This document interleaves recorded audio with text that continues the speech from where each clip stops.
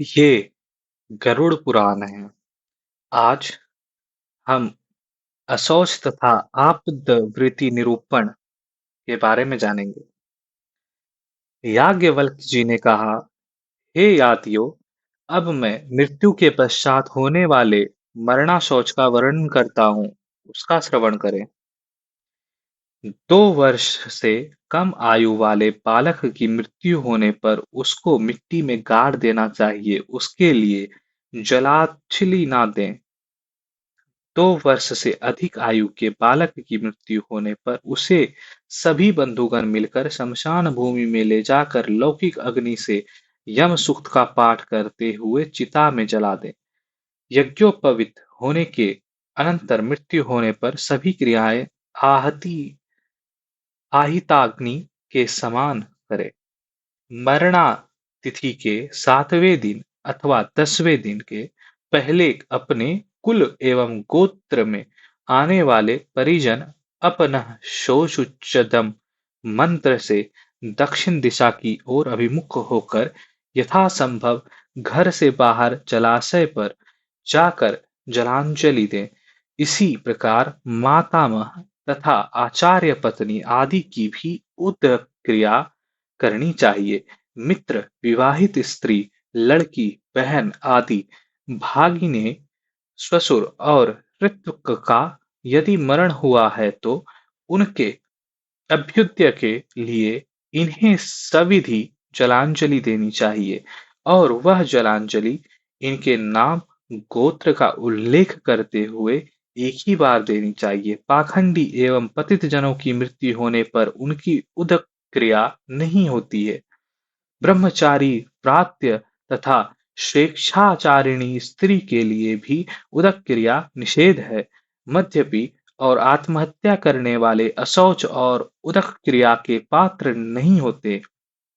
व्यक्ति के निधन पर रोना निषिद्ध है, क्योंकि जीवों की स्थिति अनित्य होती है।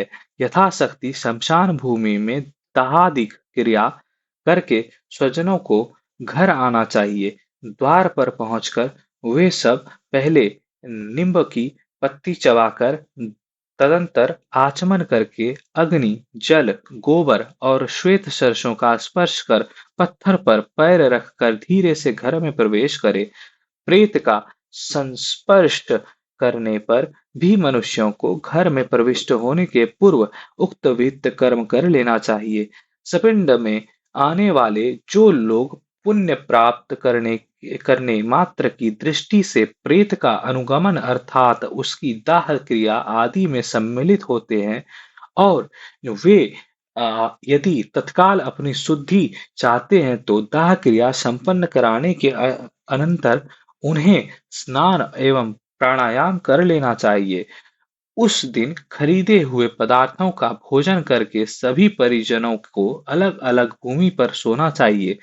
पिंड यज्ञ के पश्चात मृत व्यक्ति के उद्देश्य से विहित पिंड दान की प्रक्रिया के अनुसार अपशव्य आदि के रूप में 3 दिन तक पिंड रूप अन्न पृथ्वी पर मौन धारण करते हुए दें। श्राद्ध के लिए अधिकृत व्यक्ति खुले हुए आकाश के नीचे एक ऋषिक आदि के मिट्टी के पात्र में जल और दूसरे मिट्टी के पात्र में दूध तथा प्रेतात्माओं को समर्पित करें।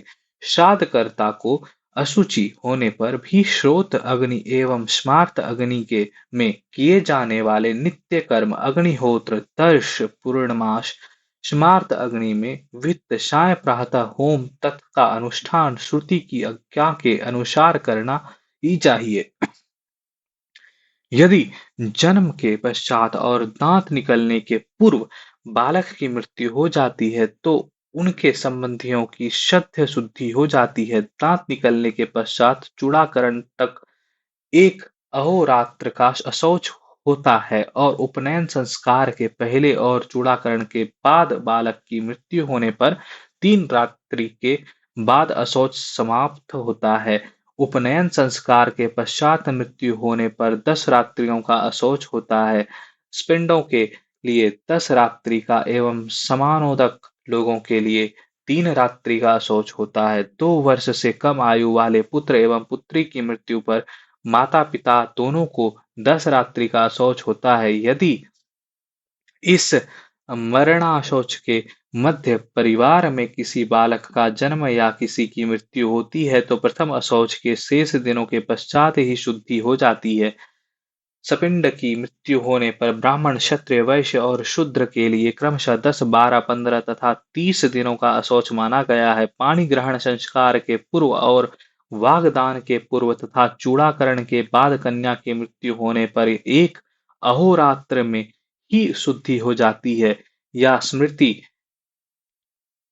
बारहवें श्लोक की मिताक्षरा के अनुसार दांत निकलने के पूर्व यदि बालक का मरण हुआ और उसका अग्नि संस्कार किया गया तो एक दिन में शुद्धि हो जाती है।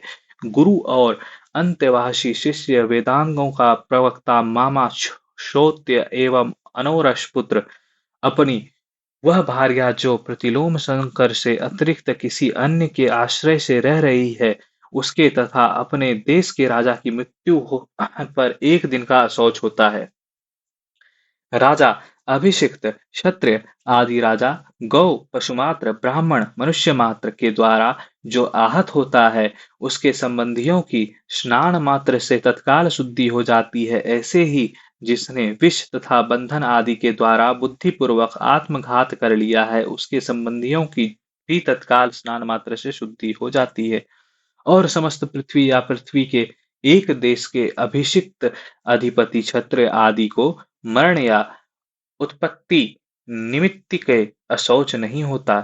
स्त्री लगातार अन्नछत्र चलाने वाले व्रती, कृक्ष, चंद्रायण आदि व्रत में प्रवृत्त, ब्रह्मचर्य व्रत में प्रवृत्त, दाता, वह वानप्रस्थाश्रमी जो केवल दान ही देता है, प्रतिग्रह कभी नहीं करता, ब्रह्मविद्य सन्यासी किसी भी प्रकार के अशौचग्रस्त नहीं होते।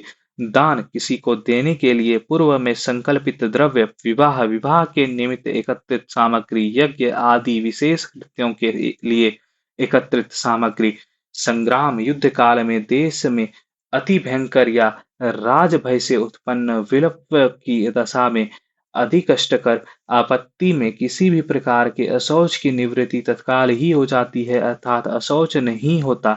जो अकार्यकारी अर्थात निषिद्ध कार्य करने वाले हैं, उनकी शुद्धि दान देने से होती है। ग्रीष्म ऋतु आदि के प्रभाव से जो नदी अत्यल्प जल वाली हो जाती है और उसके किनारे आदि अपवित्र वस्तुओं से उपहृत हो जाते हैं, वह नदी जल के वेग पूर्ण उस प्रवाह से शुद्ध हो जाती है जो प्रवाह नदी को जलमय बना दे और उसके किनारों को काट देने में समर्थ हो।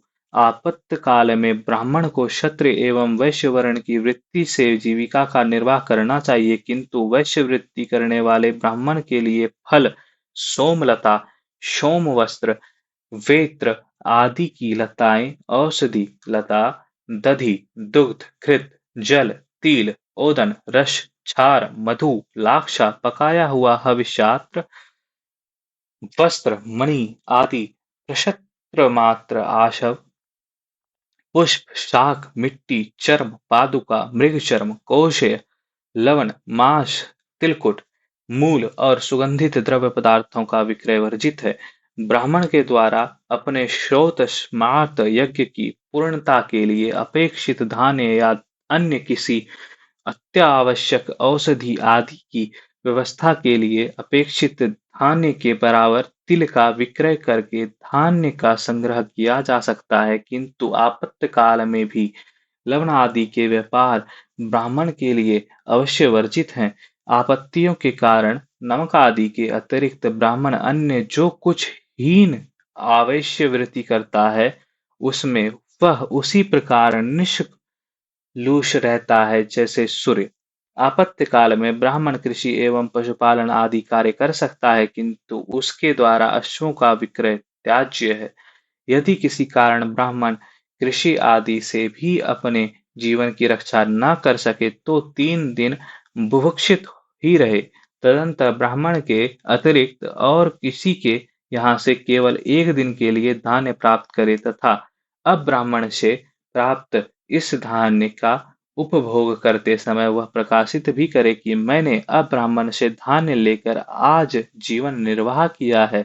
ऐसे वृत्ति संकर से ग्रस्त ब्राह्मण के वृत्त कुल रीति शास्त्र अध्ययन वेदाध्ययन और तप आदि विशेषताओं को जानकर राजा का यह कर्तव्य होता है कि वह उस ब्राह्मण के लिए धर्मानुकूल जीवन यापन की व्यवस्था करे। यहाँ पर यह अध्याय समाप्त होता है।